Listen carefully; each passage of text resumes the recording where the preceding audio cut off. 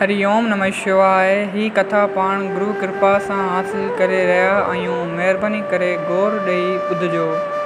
हिकु दफ़े शिव महादेव भॻवान खां सभिनी देवताउनि अची वेनती करे पुछियो त असां सभिनी देवताउनि में केरु वॾो आहे, सभ खां पहिरीं कंहिंजी पूॼा थियणु खपे।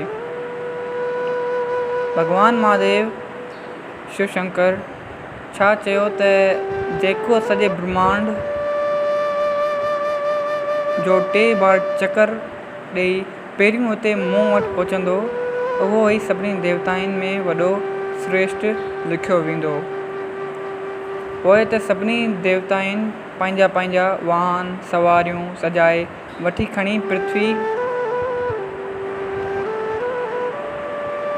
जे फेरे लाइ रवाना थिया, राउंड हणण लाइ रवाना थिया। पर देव आदि देव गणेश जी उते ई वेठो रहियो, केॾांहुं कोन वियो। दिलि में चवणु लॻो त जॾहिं सारे विश्व काइनात सृष्टि दुनिया जो मालिक महादेव हिते ई वेठो आहे, पोइ मां छो केॾांहुं वञा।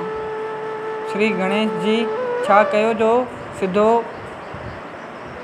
शिव महादेव जो जिते वेठो हो न शिव महादेव, उते 3 बार फेरो ॾेई हर हर महादेव हर हर महादेव चई पूॼा करे वेही रहियो।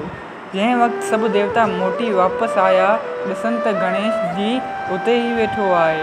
उहो ॾिसी सभु हैरान थी विया ऐं चवणु लॻा त ही कीअं थियो।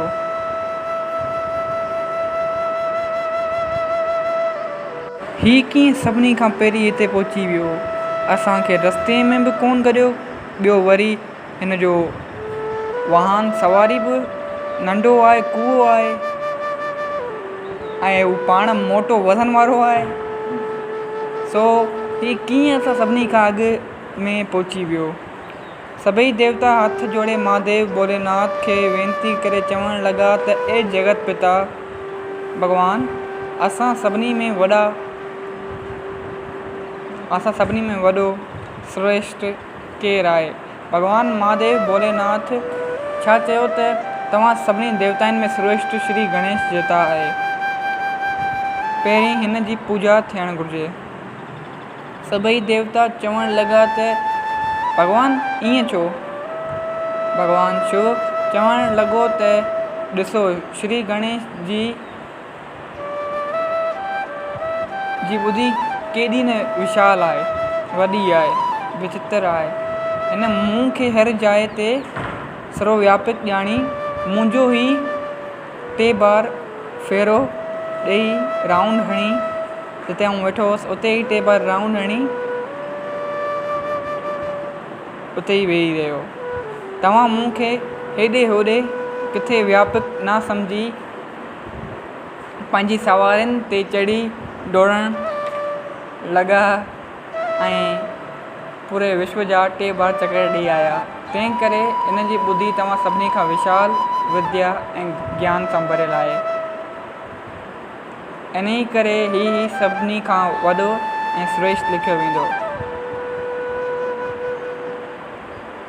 गणेश देवता की जय।